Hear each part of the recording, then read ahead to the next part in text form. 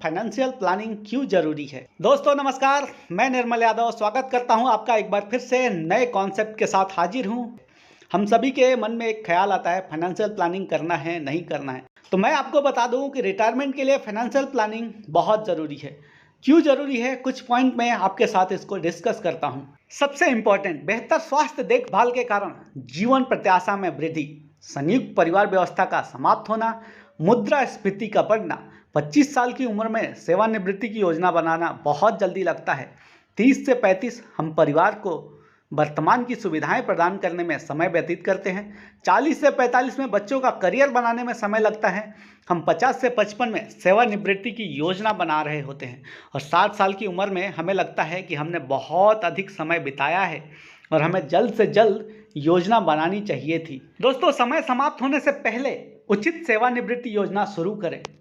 आज यदि आप पैसा बचाते हो तो पैसा कल आपको बचाएगा। सेवानिवृत्ति के लिए आज ही LIC की पेंशन योजना में निवेश करें और अपने जोखिम पर एक सम्मानित जीवन जिए। दोस्तों, इस वीडियो में आगे बढ़ते हैं और देखते हैं कि जीवन के 3 पड़ाव में हमारा दिनचर्या, हमारी जीवन कैसे रहती है। तो पहला पड़ाव है जो कि 0 से 25 साल का होता है और ये काल होता है हमारे एजुकेशन। दूसरा पड़ाव है 25 से 60 वर्ष, जिसमें हम कमाई करते हैं, जिम्मेदारी होती है परिवार की, घर की, कार की, बच्चों की पढ़ाई के, बच्चों की शादी के, भविष्य की ज़रूरतों के। और तीसरा पड़ाव है हमारा 60 वर्ष और उसके बाद सेवानिवृत्ति का काल, जिसमें खुद की जिम्मेदारी, सेवानिवृत्ति, कमाई बंद हो जाती है पर यहाँ पर खर्चे चालू रहते हैं। उम्मीद करता हूँ आप इस जीवन के 3 पड़ाव से रिलेट कर पा रहे होंगे। हम सभी की लाइफ स्टाइल में यही 3 पड़ाव है। पहला 0 से 25, दूसरा 25 से 60 और तीसरा 60 से उससे आगे का समय काल।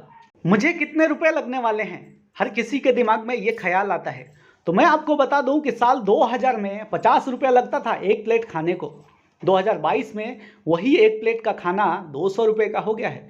2042 में क्या रहेगा और 2042 के बाद के साल में क्या रहेगा, ये आप खुद विचार कीजिए। अपना हर एक दिन का एक समय का खाना इतना रहता है, कभी आपने हिसाब करके देखा है क्या? अगर एक व्यक्ति का इतना है तो हस्बैंड और वाइफ का अगर 2 व्यक्तियों का खाना जोड़े तो आप हिसाब करके खुद अनुमान लगाइए कि कितना होना चाहिए हमारे खाने के लिए खर्चा। एक ग्राफ मैं आपके सामने पेश करता हूं। इसमें लिखा है कि जितना जल्दी आप बचत शुरू करो उतना कम आपको बचत करना होगा। दोस्तों, इसको स्टडी करना चाहे तो आप डीप में कर सकते हैं। सिंपल बता देता हूं। एक 25 साल का व्यक्ति है, उसके पास रिटायरमेंट के लिए 35 साल बचते हैं। अगर उसको 50 लाख रुपए अपने रिटायरमेंट में चाहिए तो सिंपली उसको 30,000 रुपया या फिर 1,40,000 रुपये बचाते जाना है हर साल, तो उसका 50 लाख रुपए का रिटायरमेंट फंड इकट्ठा हो जाएगा। वही व्यक्ति अपने वर्तमान के बाकी चीज़ों में उलझा रहे और उम्र हो जाए 45, तो आप देख सकते हैं कि अगर LIC के साथ आता है तो 2.5 लाख रुपए हर साल बचत करना पड़ेगा, जबकि नॉर्मल वे से 3.5 लाख रुपए हर साल बचत करना पड़ेगा, तो जाके रिटायरमेंट फंड 50 लाख रुपए का जमा हो पाएगा।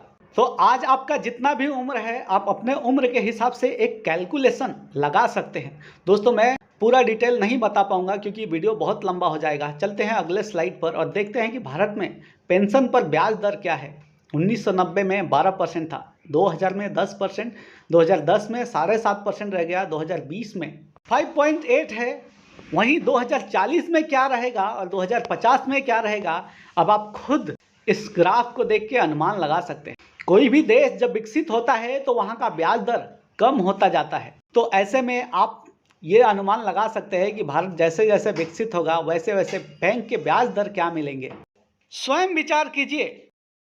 घर चाहिए, कर्ज मिल सकता है। गाड़ी चाहिए तो भी कर्ज मिल सकता है। पढ़ाई के लिए भी एजुकेशनल लोन मिल सकता है। परंतु सेवानिवृत्ति के लिए अपने पास के किसी भी बैंक में जाके पता कीजिए, क्या आपको कर्ज मिल सकता है? केवल 12% लोगों को पेंशन का लाभ मिलता है। 51% लोगों ने योग्य सेवानिवृत्ति योजना नहीं बनाई है। 17% लोगों को अपने भविष्य की चिंता ही नहीं है। 5% लोगों को चिंता है कि उनका सेवानिवृत्ति फंड काफ़ी नहीं है। केवल 15% लोगों ने सेवानिवृत्ति फंड के लिए LIC में इन्वेस्टमेंट करा है। रुपया बहते पानी के जैसा है, अगर आपने उसको सही दिशा नहीं दिया तो वो अपना रास्ता खुद बना लेता है। तो आप स्वयं विचार कीजिए कि आप अपने रिटायरमेंट की प्लानिंग अभी करोगे या फिर समय बीतने के बाद। दोस्तों, किसी भी मोड़ पे आपको लगता है कि इसकी प्लानिंग करने की ज़रूरत है तो मुझसे संपर्क कीजिए। आपको ये वीडियो अगर अच्छा लगा तो इसको लाइक कीजिए और अपने हर दोस्तों और रिश्तेदारों तक इस वीडियो को शेयर जरूर कीजिए। आपको लगता है कि जिसको भी प्रोविज़न करना है और ऐसी प्लानिंग बहुत ज़रूरी है तो उन तक ये वीडियो ज़रूर पहुंचाइए। मुझसे संपर्क कीजिए अगर आप चाहते हो कि मुझे भी प्लानिंग करनी है तो। ये वीडियो आपने अंत तक देखा, इसके लिए आपका बहुत बहुत धन्यवाद। मिलते हैं अगले वीडियो में अगले कॉन्सेप्ट के साथ। Thank you very much.